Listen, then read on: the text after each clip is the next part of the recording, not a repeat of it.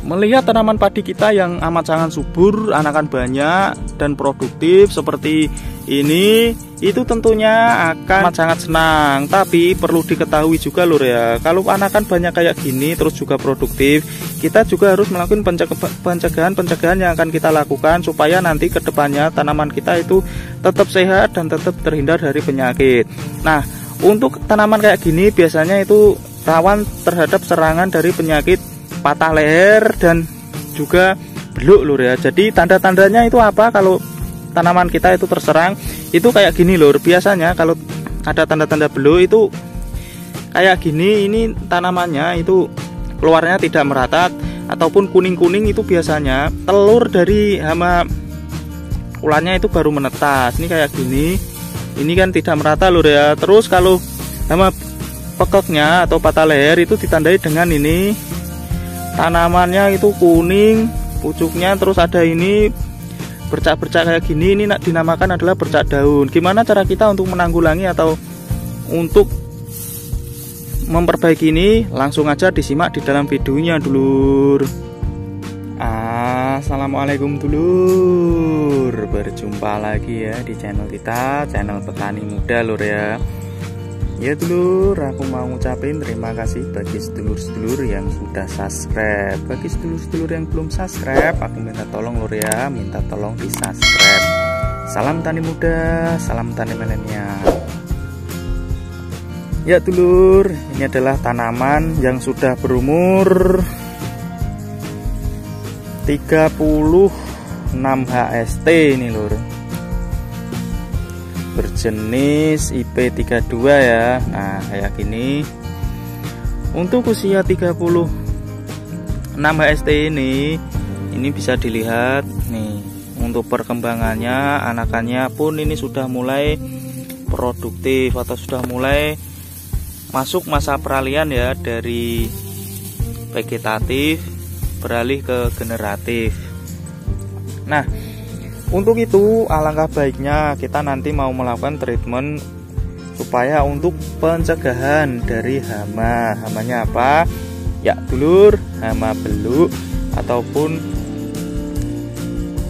pekek ya.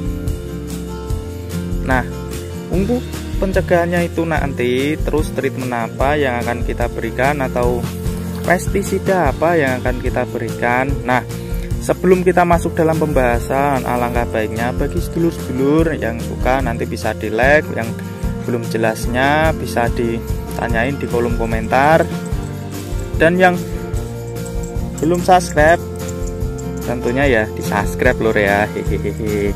Nah, untuk tanda-tandanya biasanya kita dari awal itu sudah ada tanda-tanda kalau nanti akan terserang hama beluk ataupun pekek gitu lur ya. Pekek itu kayak patah leher gitu toh.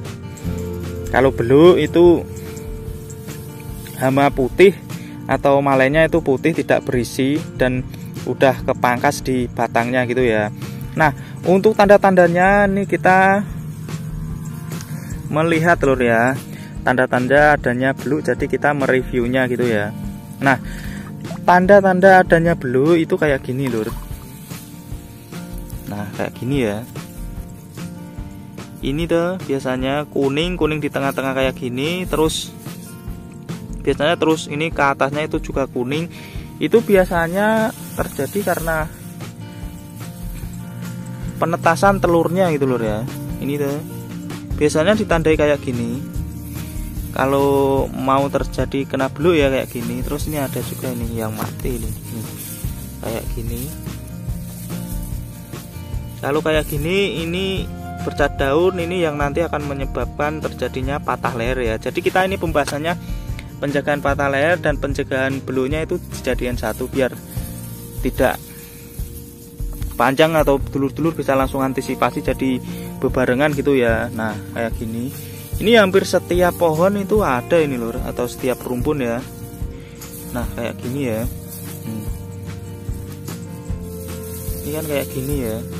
Kalau kayak gini cuma apa itu penggulung daun kayak gini ya, itu putih palsu, itu cuma insek itu bisa mengatasinya lur ya. Tapi yang paling rawan kan yang ini, kalau beluk kayak gini. Nah,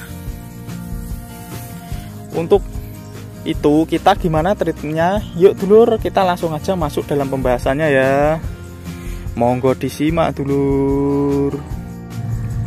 Ya dulur, terus gimana cara kita untuk menanggulanginya? Nah, itu bisa dilihat dulur ya. Itu sekarang baru dilakukan penyepraian. Jadi kita ini bisa mereviewnya, terus juga ada bapak yang sudah menyeprai gitu ya. Nah, untuk melakukan antisipasi atau pengendalian dari hama ataupun penyakit itu tadi, kita bisa menggunakan, kita merekomendasikan lur ya, yang seperti biasa yang biasa kita gunakan gitu ya. Untuk yang biasa kita gunakan itu biasanya itu ada 3, yaitu 1 itu spontan, 2 itu prevaton, yang ketiga itu apa ya, ini Saporo.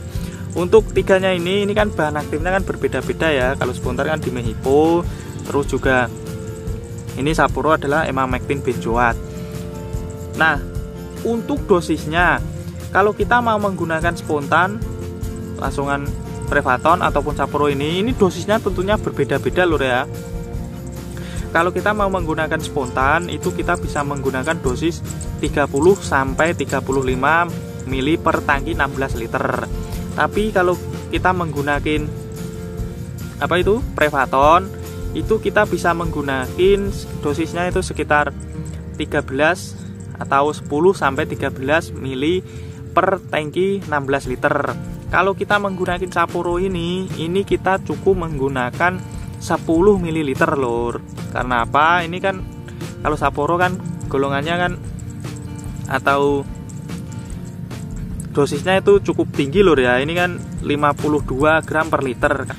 Sebenarnya dari awal tanamannya itu sudah ada tanda-tandanya. Tadi kan juga sudah diperlihatkan lur ya, tanda-tanda dari serangan hama beluk ataupun hama pekek atau patah leher gitu ya. Nah, ini untuk inseknya ya, untuk pengendalian hama beluk atau malai putih palsu atau malainya tidak berisi dan batangnya sudah kepotong dari dalam gitu ya, yang disebabkan dari penggerak batang. Terus yang kedua adalah fungisidanya. Nah dulur, karena ini hitungannya masih masa peralihan, itu kita masih bisa menggunakan fungisida yang kontak gitu ya. Karena kan bertak daun itu dia kan adanya kan di permukaan ya, di permukaan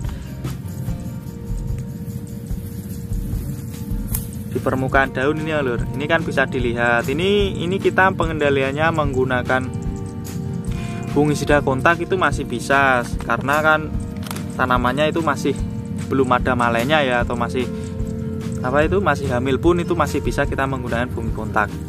Tapi kalau nanti malainya sudah keluar atau sudah mau brol, itu alangkah baiknya itu jangan menggunakan yang kontak fungisidanya lur ya, tapi menggunakanlah yang sistemik, karena untuk lebih memaksimalkan atau untuk pengendaliannya itu lebih efektif yang sistemik.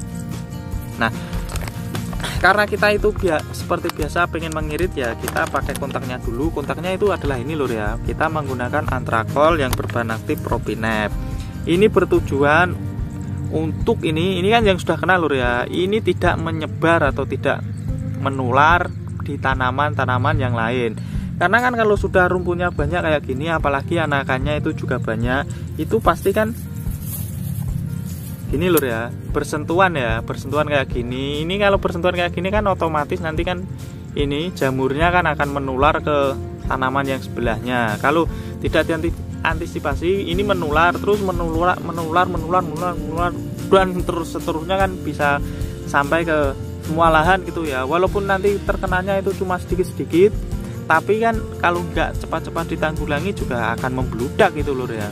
Nah, ini tadi cara kita untuk menanggulangi dari serangan hama pekek ataupun patah leher, dan juga untuk menanggulangi dari serangan beluk atau dari penggerak batang gitu ya.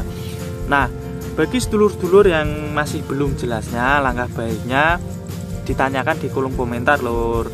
Bagi yang suka bisa di like, bagi yang belum subscribe aku minta tolong di subscribe. Salam tani muda, salam tani milenial. Assalamualaikum dulur.